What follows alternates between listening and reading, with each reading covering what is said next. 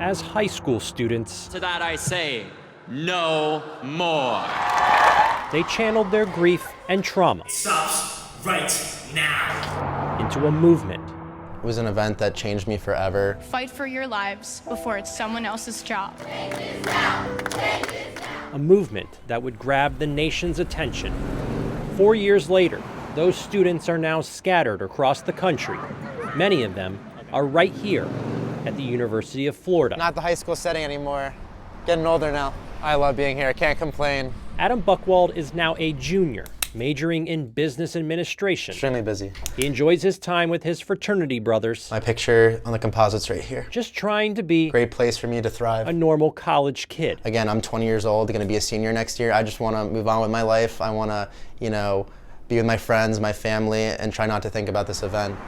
But every time February 14th approaches, Correct. he can't help but think back to his high school days. It's definitely an event that I'll remember forever. I tell a lot of people, I was there and my brother was in the building. He had experienced everything. It was just a complete massacre. It definitely hurts deep down inside my heart. Say for Adam and I, we're both grieving, both really upset about what happened. And immediately after the shooting at his school, he and his best friend Zach created their own movement called Parents Promise to Kids. Put children's safety over guns. Asking families to sign a contract pledging to vote for politicians who support stricter gun laws. We've had over thousands of signed signatures. The two spoke about their movement with me often over the years. It's crazy, I'm just so young and it's been such a long time. Adam was one of many vocal Stoneman Douglas students demanding action.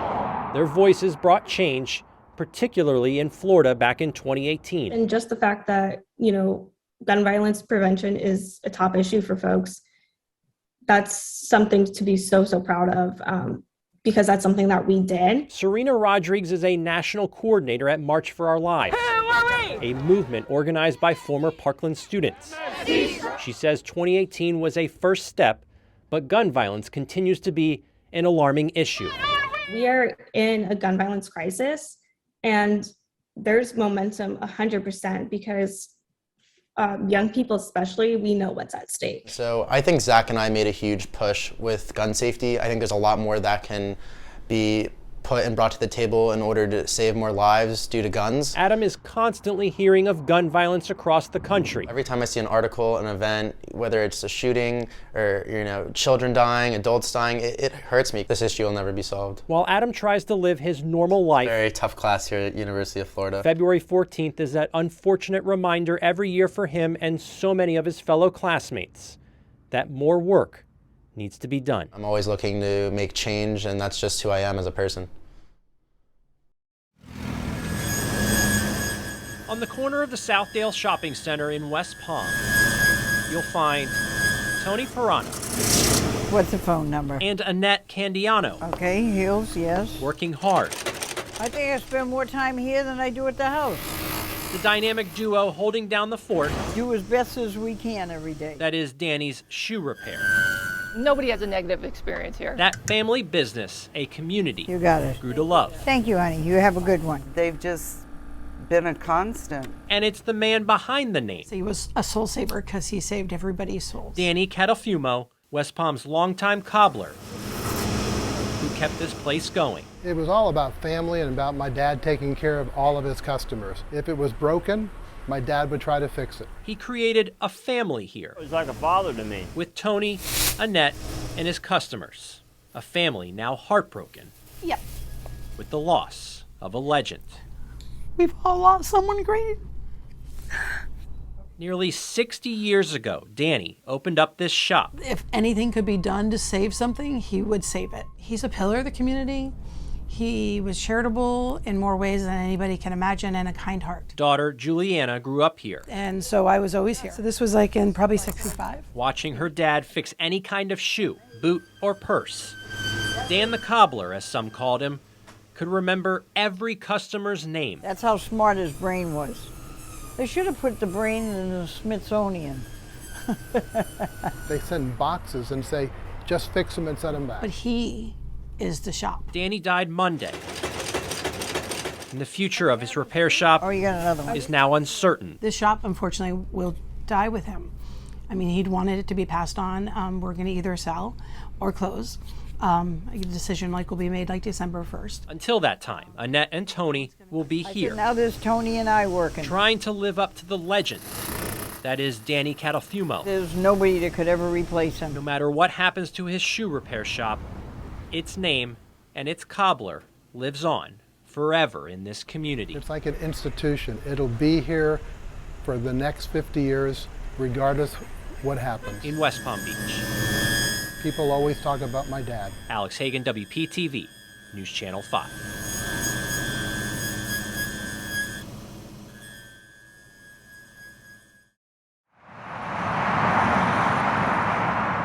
The people are what got us to this point. Inside Treasure Coast Newspaper's falls off of it. Printing plant.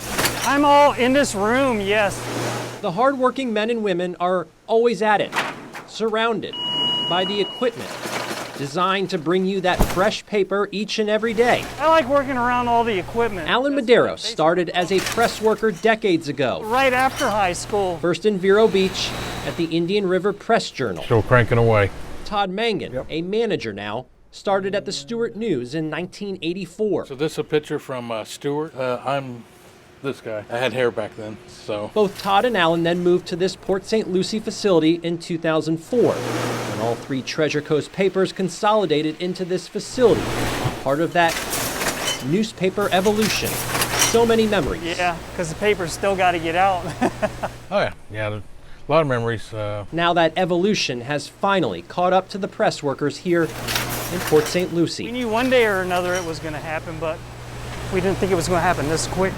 Sunday, they will produce their last newspaper in this building. The reason that's happening is because of our digital focus. This industry and the way people consume news is increasingly digital. TC Palm executive editor Adam Neal says all three Treasure Coast papers will be printed in Broward County starting next week. As sad as it is for us to see this happening, the readers are really going to see no difference. Adam still expects those papers to be delivered on time. A little bittersweet still, just, but. Todd and Alan knew this day would eventually come. Call myself, retired or semi-retired. So many jobs out there right now that we should be able to find something. 46 full-time and 27 part-time workers are here. We are trying to take care of them as much as possible. The facility will shut down, but the hard work these men and women have put into these papers lives on forever.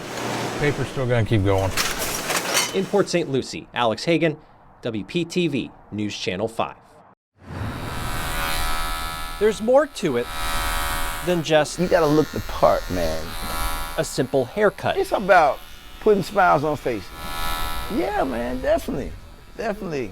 You see the interaction. Apart from that perfect grooming. I like the conversation. And you're like, yo, why am I thinking about this? Terry Francisco values even what his clippers feels good to get stretched, man. Can't touch. That's what it's all about, relationships, man.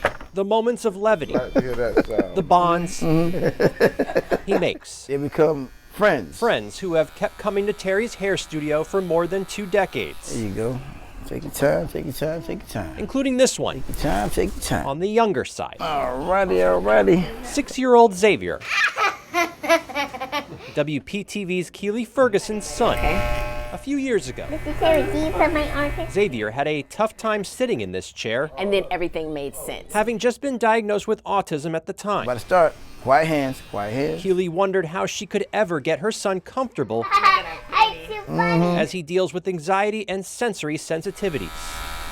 His therapist came in one day and coached both Terry and I on how to walk Xavier through getting his hair cut.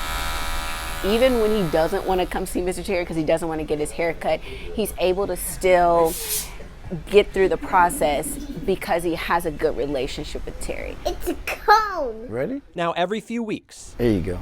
How you feeling? Good. Great. You're feeling great? Yes. It's no big deal. What are these? These are called scissors. The laughs and bonds Terry shares with his other clients. All right. Xavier as quiet as gets that too. Yes. I think for me, what is so special about coming here is that the community around us understands what's going on and they don't ever make us feel shame. A quick cut with a reward Rating the wheels. and proof that a little off on the sides Can I look at the picture? doesn't have to be short on connection. Appreciative for it, and I'm appreciative for their relationship. In Riviera Beach, Alex Hagan, WPTV, News Channel 5.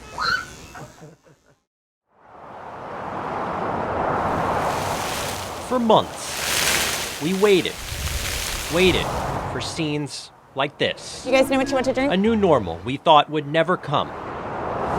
Wine, wine, wine, you're bobbing. Wine, wine, wine, you're bobbing. Pull, pull, tap, tap, tap. But inside this Boynton Beach home, Past the time of day. the waiting A lot of waiting. continues. Hoping and hoping. Joyce Fish Yeah. finds herself still waiting in her home Yeah, pretty much. for her new normal to begin. This is it's my office. I usually have paperwork or stuff that I have to do here. Since March 2020, 83-year-old Joyce It's my go-to when there's nothing else on. has been sitting on this couch, We watch quite a few. trying to find ways to pass the time with her husband Jack, of 62 years. The psychological one. I don't know if I'm going to love it. So we would sit and watch TV. Diagnosed with cancer right when the country shut down due to COVID, If I don't like it, I shut it off. Joyce has been stuck here for a long time. My normal is not really what everybody else's normal is at this time. When you have a compromised immune situation, you can't just go about and do what everybody else is doing. Barely able to see her kids, unable to see her grandkids. This was the cruise picture, and this is the laughs are greater when we're together or whatever. So there we were together, and Dad and the baby, and Mom and the baby. And hardest of all, They're all adorable. missing out on the birth of her great-granddaughter Dylan a year ago, a moment she can never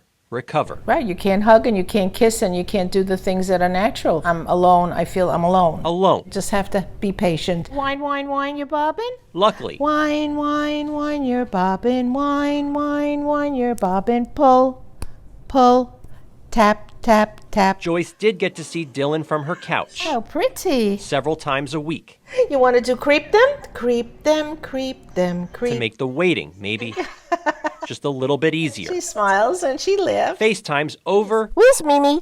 I see you. and over Pretty soon she's going to take a step. and over again The wheels on the bus go round and round. for the last year. Round, round and round. I told my granddaughter every day I want my smile of the day. So I have at least 365 pictures that made me smile. So those little things are what help you get through the rough times. Who knows how many people share Joyce's rough times through COVID, a part of our lives that stole so many moments. Bye, Dylan. All Joyce could do was wait and hope Bye-bye. to eventually create new moments. And I'm hoping that my condition will improve enough so that I can feel more normalcy in my activities. And hope did come for Joyce in the form of a vaccine. I'll do anything I can to be with the family, to see that cute little baby and kiss those little chubby cheeks.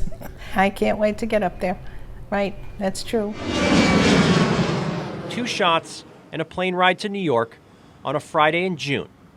Joyce held her great-granddaughter for the first time. Oh, my little girl, you see? Joyce waited 1 whole year for this. I feel very blessed and lucky that I have been able to do this. Everything she missed, Joyce took back in this exact moment. You can't have a feeling, even though social media is wonderful, you can't have that special feeling unless you're touching someone and holding someone and being with them and seeing reactions and interactions. And I think that's what it's all about. It certainly feels a lot better than it has been feeling in a long time. She made it through the rough times and finds herself finally in her new normal. I did, and I'm grateful for that. I really am. Alex Hagan, WPTV, News Channel 5.